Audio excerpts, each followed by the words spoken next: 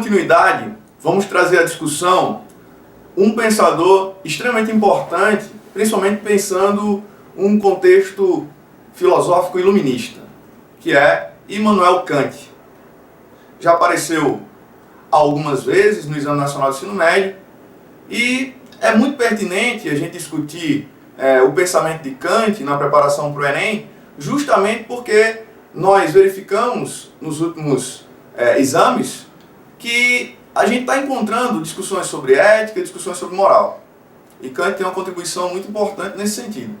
É importante lembrar para o aluno que moral, numa visão um tanto quanto simplista, seria aquilo que eu julgo com base numa visão particular, certo ou errado.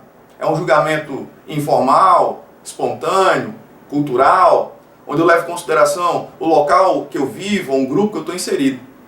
Quando eu penso eticamente, eu já estou pensando de um ponto de vista coletivo mais abrangente. Estou pensando formalmente, eu estou pensando dentro da lei. Eu estou pensando em parâmetros de certo ou errado, onde eu posso sofrer algum tipo de sanção.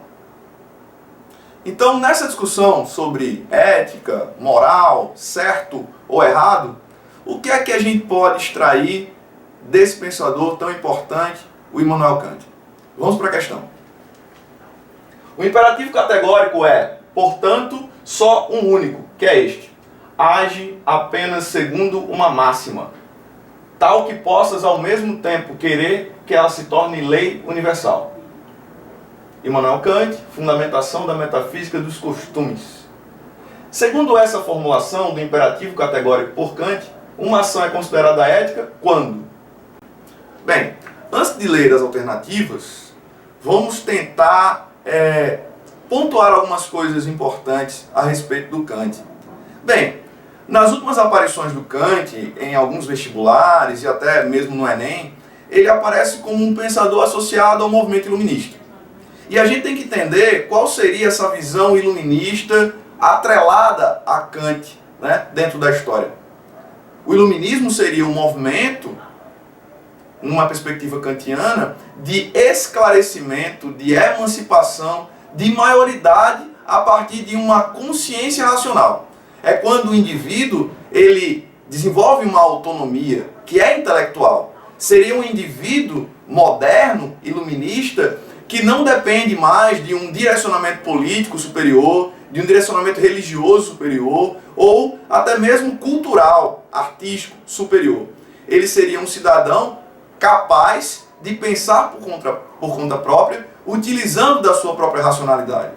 O iluminismo, assim, se caracteriza como um movimento de vanguarda, porque vai justamente contribuir, do ponto de vista intelectual, com esse esclarecimento, mostrando que política não necessariamente é uma habilidade extraordinária que só alguns seres humanos podem desenvolver.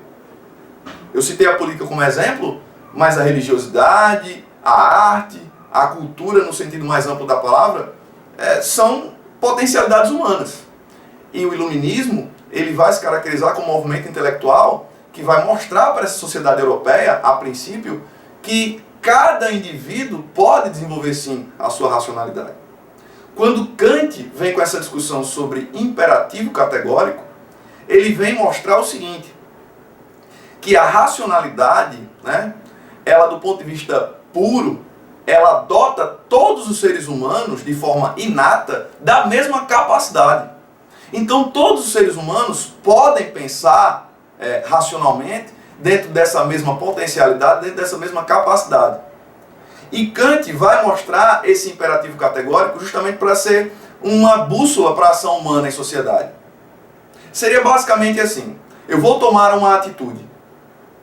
O imperativo categórico seria uma ordenação da minha razão, a razão sendo universal e inata, ou seja, é a mesma estrutura para todos os seres humanos, nasce com todos nós, e nós temos condições de pensar o coletivo, ao invés de pensar exclusivamente o individual. Como a gente acabou de ler, o imperativo categórico seria: eu vou tomar uma atitude, mas eu devo pensar a minha atitude como sendo um exemplo a ser seguido por toda a humanidade. Então traz uma carga que, de certa forma, suprime a moral e faz racionalmente aparecer a ética. O que Kant está tentando mostrar é que é racional pensar coletivamente e não se deixar levar apenas por determinados interesses particulares, por desejos meramente particulares. Vamos para as alternativas. Letra A. Privilegia os interesses particulares em detrimento de leis que valham universal e necessariamente. Letra B. Ajusta os interesses egoístas de uns ao egoísmo dos outros, satisfazendo as exigências individuais de prazer e felicidade. Letra C. É determinada pela lei da natureza, que tem como fundamento o princípio de autoconservação. Letra D. Está subordinada à vontade de Deus, que pré-estabelece o caminho seguro para a ação humana. Letra E. A máxima que rege a ação pode ser universalizada, ou seja, quando a ação pode ser praticada por todos, sem prejuízo da humanidade. E é justamente a alternativa E que satisfaz essa questão. Então, uma dica bem objetiva para questões envolvendo valores éticos ou morais. O Enem, ele vem sempre tentando inserir questões com esse tema, levando o candidato a essa consciência ética. Então, é possível, é provável, encontrarmos mais uma vez questões onde o candidato tenha que se posicionar do ponto de vista coletivo, em detrimento dos meros interesses particulares individuais. E Kant é uma referência nesse sentido. Um pensador do universal, um pensador da razão, um pensador da emancipação e do esclarecimento.